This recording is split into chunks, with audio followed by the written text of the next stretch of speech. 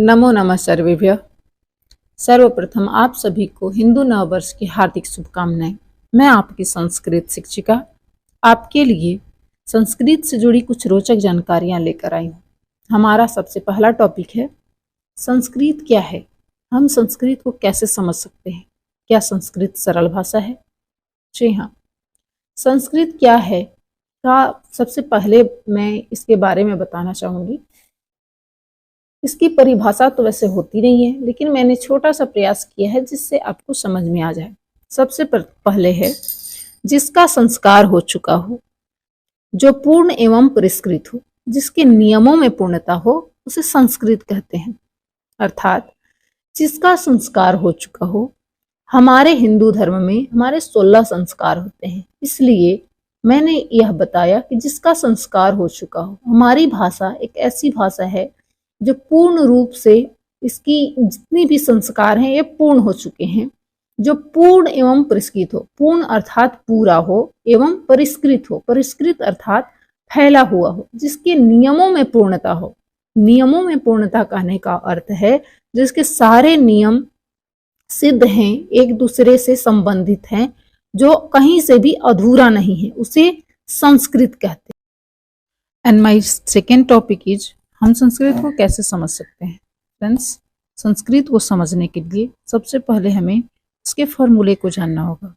अगर हम संस्कृत व्याकरण से रिलेटेड जो भी फॉर्मूले ज़्यादातर अप्लाई होते हैं उसको अगर हम अच्छे से समझ लेते हैं तो हमें संस्कृत पढ़ने और समझने में कोई कठिनाई नहीं होगी।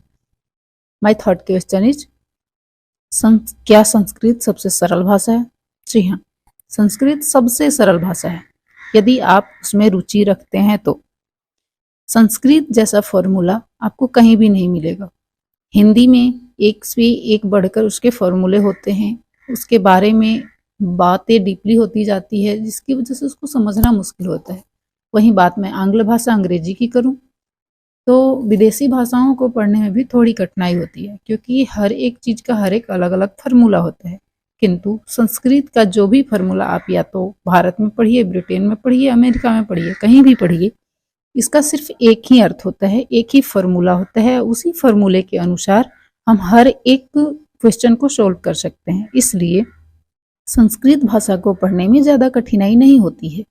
संस्कृत पढ़कर इंसान संस्कार विहीन कभी नहीं हो सकता। संस्कृत पढ़ने के दो फायदे होते हैं। सर्वप्रथम, जो इंसान संस्कृत पढ़ता है वो अभी अपना अगर जॉब की पर्पज से मैं इसको देखूं तो भी आपके पास एक अच्छा जॉब का अपॉर्चुनिटी होता है। और सेकेंड थिंग, अगर मैं संस्कृत सब्जेक्ट के अकॉर्डिंग सोचूं तो वो हमारा भौतिक मतलब मृत्यु के बाद भी ये हमारे लिए बेनिफिशियल हो सकता है, क्योंकि लोग टाइम निकाल करके वेद को, पुराण को पढ़ते हैं, सुनते हैं। किंतु जो इंसान संस्कृत पढ़ता है उसके लिए अलग से टाइम निकालने की कोई आवश्यकता ही नहीं है। उसके लिए अलग से टाइम निकालने की कोई आवश्यकता ही नहीं होती है। वह उस काम को उसी वक्त करता है, अपने अध्ययन के माध्यम से, अपने विवेक बढ़ाने के लिए, या अपने सिलेबस के अकॉर्डिंग बोल सकते हैं। अगर सिलेबस कंप्लीट करने के पर्पज से भी हम पढ़ते हैं तो उस सिलेबस में बस कुछ खास नहीं होता, बस जो भी हमारे वेद से रिलेटेड हो, हमारे ग्रंथों से रिलेटेड हो, हमें वही पढ़ना होता है। लेकिन इंसान के पास अभी व्यस्तता के जीवन में अभी लोगों के पास इतना टाइम नहीं मिल पाता, जिसकी वजह से वो एक अलग से टाइम निकाले, अपने वेदों को पढ़ें, अपने धर्म ग्रंथों को पढ़ें। तो इससे कहीं ज़्यादा बेटर यह होगा कि इन सभी टाइम को बाहर करने से पहले हम आसानी से अपने संस्कृत पुस्तक के माध्यम से अपने धर्म ग्रंथों को पढ़ सकते हैं। मेरा पर्पस आपको अपनी संस्कृति से जोड़ना है,